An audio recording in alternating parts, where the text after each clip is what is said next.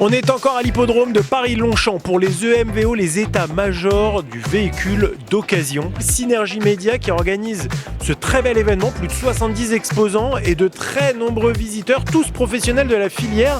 Et je suis ici avec Julien Billon de AAA Data. Alors AAA Data, on vous voit beaucoup de plus en plus sur des livres blancs, des études. Vous êtes un peu le thermomètre du marché automobile de ces dernières années. Donc je suis très content de vous avoir avec moi. Et justement, nous qui nous adressons chez Make a Move aux flottes d'entreprises, on aura de quoi parler. Mais d'abord, est-ce que vous pouvez m'en dire un petit peu plus sur AAA Data ? Oui, bien sûr. Merci de me donner l'occasion de présenter 3A. On a 4 métiers chez 3A Data. On est une entreprise qui existe depuis plus de 60 ans. Donc on fait de la donnée depuis plus de 60 ans. On n'est pas du tout une start-up. Et on a 4 métiers. Notre premier métier, c'est de faire des statistiques de marché, des analyses, qui est un des éléments du support du panorama dressé par la FEDA, on va en dire un mot. On a un deuxième métier en fait qui est de faire de la donnée, CRM, de l'enrichissement de données, de la connaissance client. Un troisième métier qui fait de la dématérialisation d'actes administratifs, des cartes grises. Alors aujourd'hui, vous faites des cartes grises, on passe les messages au ministère de l'Intérieur. Et le dernier message, c'est que grâce aux plaques d'immatriculation, dernier métier, grâce aux plaques d'immatriculation, on reconnaît les véhicules dans tous les cas d'usage, entretien, réparation, rendez-vous client, financement, assurance. Qui sont les clients de 3A Data ? Principalement toute la filière automobile. Naturellement, notre donnée, en fait, elle est très orientée auto, mais ce qui est important, en fait, et ce qu'on oublie assez souvent, c'est que derrière l'auto, il y a les clients. Et on parle beaucoup de l'automobile, on parle plus rarement en fait du client, de la relation client, et c'est quelque chose sur lequel il faut vraiment insister, en particulier dans un contexte économique où les marchés automobiles sont plutôt tendus, avec des volumes de véhicules neufs tendanciellement très bas depuis le Covid. C'est intéressant de parler du client, et donc que ce soit du client entreprise ou du client particulier, travailler cette connaissance client, s'intéresser à ses attentes, à ce qu'il souhaite, c'est assez fondamental. Alors justement, le client et le client entreprise, c'est celui qui nous concerne chez Make a Move. La flotte d'entreprise, comme on aime à l'appeler, ces responsables de flotte aujourd'hui, vous m'avez parlé de pas mal de données. Moi, j'ai été assez surpris par une donnée sur les flottes d'entreprise, le découpage des tailles de flotte. Vous m'expliquiez qu'une grande partie finalement de ce qu'on appelle les flottes d'entreprise sont des entreprises avec une ou deux voitures en parc. Oui, c'est assez vrai. En fait, quand on parle de flotte d'entreprise, on a toujours l'image en fait de grandes flottes d'entreprise, de beaucoup de véhicules, mais 77% en fait des véhicules d'entreprise, c'est 1 à 2 véhicules. Donc, il ne faut pas oublier en fait cette partie du marché-là. En fait, globalement, on s'intéresse toujours aux très grandes entreprises, aux très grandes flottes. Il y a des petits acteurs sur le marché, et particulièrement, ce qui est intéressant, c'est que on parle aussi beaucoup de l'électrification du marché, mais l'électrification, elle est portée par les grandes flottes d'entreprises.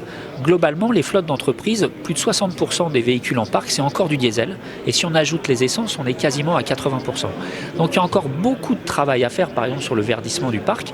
Et c'est surtout vers les petits acteurs qu'il faut commencer à travailler. Le deuxième élément, en fait, troisième élément qui est assez intéressant, en fait, sur la monographie du parc et des flottes, c'est qu'en 2025, et pour vraiment un élément très important à noter, c'est que le parc se stabilise. On est aux alentours des 6 millions de véhicules, il ne croît pas. Il reste stable, avec une tendance très importante, c'est qu'on commence à voir émerger de l'occasion de façon plus importante sur les véhicules de flotte. Ça veut dire qu'il y a un phénomène, un arbitrage rationnel, notamment des petites flottes, vers le véhicule occasion, alors qu'eux, usuellement, ils étaient plutôt sur le véhicule neuf. Et ça, c'est un élément de tendance à observer. C'est une tendance à la fois économique sur l'état des finances de nos entreprises, mais également technique, avec l'électrification ou alors le passage du thermique à l'hybride à l'électrique. Non, qu'est-ce qui se lie derrière ça ? Je disais à l'instant en fait que l'électrification en fait des flottes, c'est surtout porté par les grandes entreprises, tout simplement parce qu'il y a la réglementation qui impose avec la loi LOM d'électrifier son parc avec des seuils, notamment les plus de 100 véhicules. Mais on voit bien que, encore une fois, les entreprises sont des acteurs économiques rationnels, et donc ils vont là où c'est le plus rentable pour eux, c'est-à-dire qu'à la fois accéder à l'offre de véhicules qui les intéresse, et s'ils ne se reconnaissent pas dans l'offre neuve, ils vont aller sur l'occasion récente, et puis le coût, tout simplement, le coût d'exploitation en fait de sa flotte, même si c'est très peu de véhicules, ils sont quand même rationnels, donc ils vont aller là où c'est le mieux. Et vous disiez sur le fait qu'on a atteint peut-être un plateau, on a stagné un petit peu sur les ventes flotte. Ça, c'est nouveau. Oui, c'est assez inhabituel. Donc, c'est détecté depuis 2025. Il faut regarder si cette tendance va être confirmée.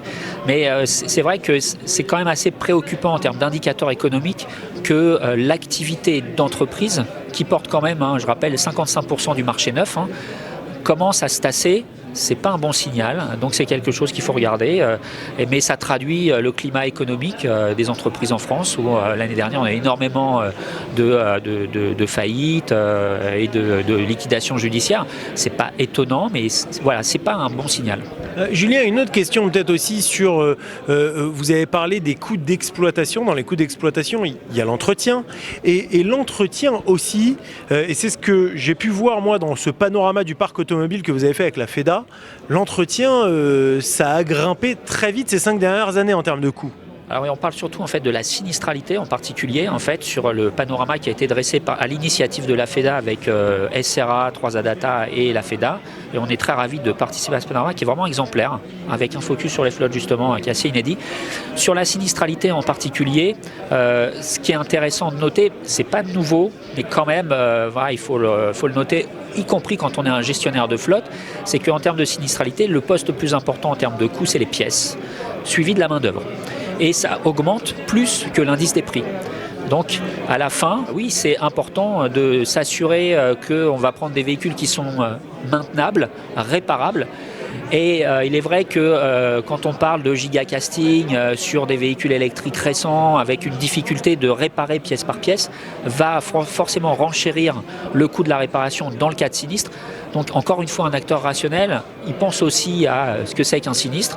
Et si je dois faire réparer un véhicule, si ça me coûte moins cher de changer un bout de pièce que plutôt un panneau entier, oui, c'est plus rationnel de prendre un véhicule qui est plus facilement entretenable. Mais c'est quand même assez insensé puisque on sait que le véhicule électrique de base demande moins d'entretien que le véhicule thermique, mais finalement avec toute la technologie qu'on y embarque, les caméras un petit peu tout autour, etc., c'est ce genre de choses qui font que ça coûte plus cher. Qu'est-ce qui fait que ça ? Ouais, je crois qu'il ne faut pas confondre entretien et sinistre.